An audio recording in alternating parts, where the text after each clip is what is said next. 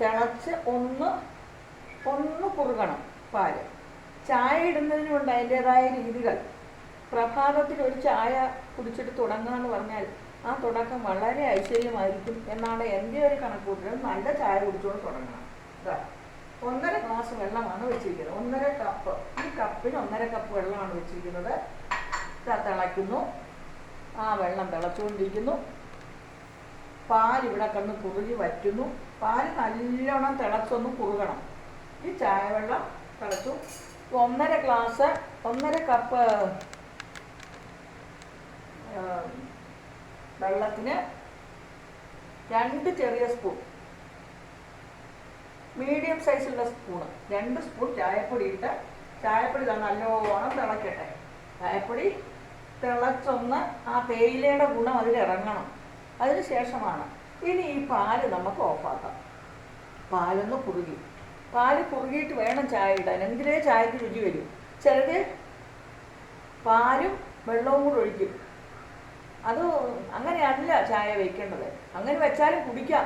പക്ഷേ പാലും വെള്ളവും കൂടെ കിടന്ന് കുറുകിയിട്ട് അതിനകത്ത് ചായപ്പൊടി ഇടുന്നത്, അത് ആയുർവേദ വിധിപ്രകാരം ഡോക്ടർ പറഞ്ഞത്, ആയുർവേദ ഡോക്ടർ എൻ്റെ സ്റ്റുഡൻ്റ് ഉണ്ടെന്ന് ഞാൻ പറഞ്ഞില്ലേ, അവൾ പറഞ്ഞത് അത് ശരിയായ ഒരു രീതിയല്ല.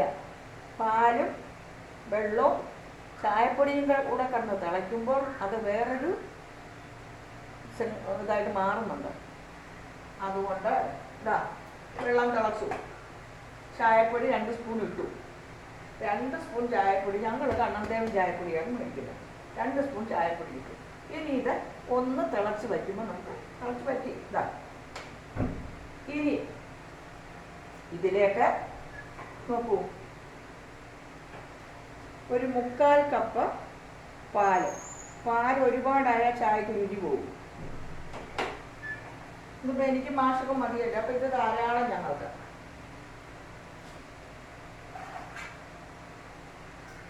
മുക്കാൽ കപ്പ് പാല്, കൂടുതൽ ഒഴിക്കരുത്. ഇത് നമുക്ക് ഇതിലേക്ക് ഊറ്റാം. ഇത് ഞാൻ ഊറ്റുകയാണ് കേട്ടോ. ഇത് നമുക്ക് ഒരു പാത്രത്തിലേക്ക് ഊറ്റാം.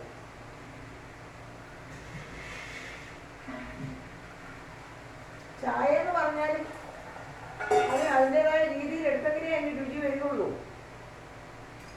അല്ലെങ്കിൽ അത് ഇനി ഈ ഊറ്റിയെടുത്തിട്ട് നമുക്ക് ഈ പാല് ഇതിലേക്ക് ഒഴിക്കാം. എന്നിട്ട് നമ്മൾ ഇത് ഒന്ന് അങ്ങോട്ട് ഇങ്ങോട്ട് ഒന്ന് ആക്കണം. ഇനി ഇത് മാഷക്ക് കൊടുക്കട്ടെ, ഞാനും കൊടുക്കണം. എന്താ മാഷ ചായ കൊണ്ടിട്ടു?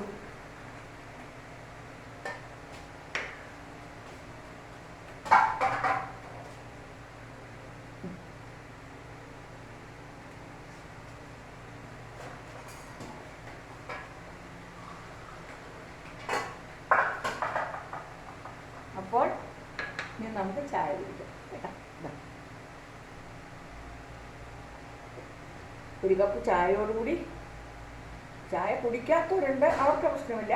ചായ കുടിച്ച് ശീലം നമ്മുടെ കേരളീയരുടെ ഒരു ദിനചര്യയിൽ തുടക്കമാണല്ലോ കട്ടൻ കാപ്പി. അത് ഒരു ചായ, നല്ല സൂപ്പർ ചായ കേട്ടോ. ഞാൻ പറഞ്ഞല്ലോ, നല്ലൊരു ചായ ഇടുന്നതിൽ ഒരുപാട് ശ്രദ്ധിക്കേണ്ടതായിട്ടുണ്ട്. ഇന്നത്തെ സുപ്രഭാതം എല്ലാവർക്കും ധന്യമാകട്ടെ എന്ന് ടീച്ചർ പ്രാർത്ഥിക്കുന്നു. എല്ലാവർക്കും ഒരു ഗുഡ് മോർണിംഗ്.